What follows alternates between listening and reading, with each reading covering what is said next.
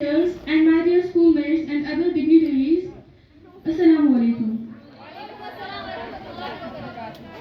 Today I am going to speak on a very meaningful topic, that is हारना भी जरूरी है. हार सिर्फ आर्जी होती है, हौसला हमेशा बाकी रहता है. हार सिर्फ आर्जी होती है, हौसला हमेशा बाकी रहता है. जो हार से ना डरे वही जिंदगी में कामयाब होता है. हम जो अपनी जिंदगी में फेलियर को एक्सपीरियंस करते हैं, वो जो मोमेंट होता है ना, उस वक्त ऐसा लगता है कि बस अब जिंदगी खत्म हो चुकी है. हर चीज हमारे खिलाफ हो रही होती है. कुछ समझ नहीं आ रहा होता, करे तो क्या करे.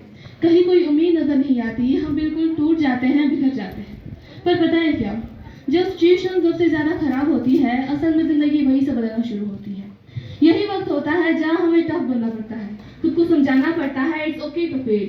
पर बचपन से हमें हमेशा जीतने के लिए तैयार किया जाता है.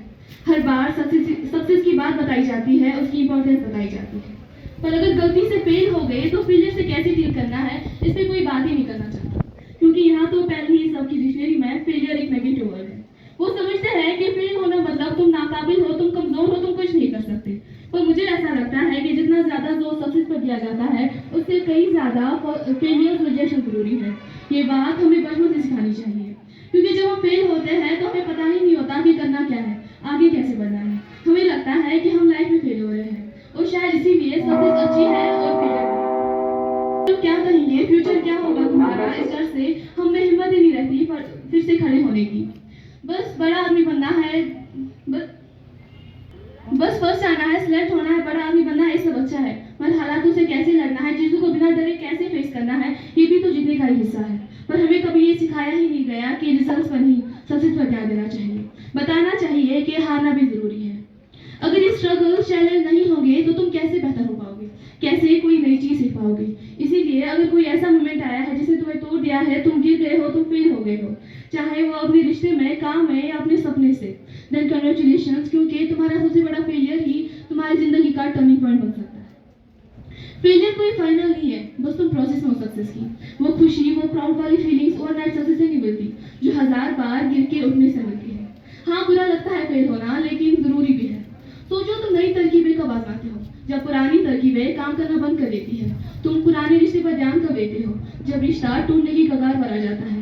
तुम अपनी डाइट चेंज कब करते हो, जब बीमारी तुम्हारे गले पड़ जाती है. तुम्हें अपनी स्ट्रेंथ और कमियों का पता कब चलता है, जब तुम फेल या रिजेक्ट होते हैं. ऐसी हजारों बातें हैं जिन पर हमारा ध्यान ही नहीं जाता, जो एक ही ओर इशारा करती है कि फेलियर्स आर द बेस्ट, जो हमारी बिगड़ी अधूरी चीजों को सुधारने का और एक मौका है. जिंदगी की लेसन सिर्फ जिंदगी सिखा सकती है, जो कोई स्कूल, कॉलेज या कोई कोर्स नहीं सिखा सकती. वो बखूबी जानती है कि कब कैसे कौन सा चैप्टर पढ़ाना है. वो कभी उठाएगी तो कभी गिराएगी, कभी हंसाएगी तो कभी रुलाएगी.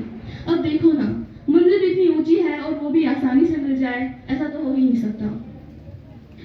यहाँ हर चीज की कीमत अदा करनी पड़ती है.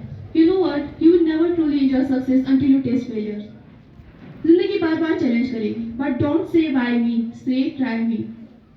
कहानियां भी उन्हीं की सुनी जाती है जिनकी कामयाबी के पीछे बहुत से फेलियर्स, रिजेक्शन छुपे होते हैं. तभी तो हम उन जैसा बनना चाहते हैं. पर उन जैसा बनने के लिए तुम्हारी अपनी कहानी भी मजेदार होनी चाहिए. अब बारी तुम्हारी है. So what's your story? Thank you.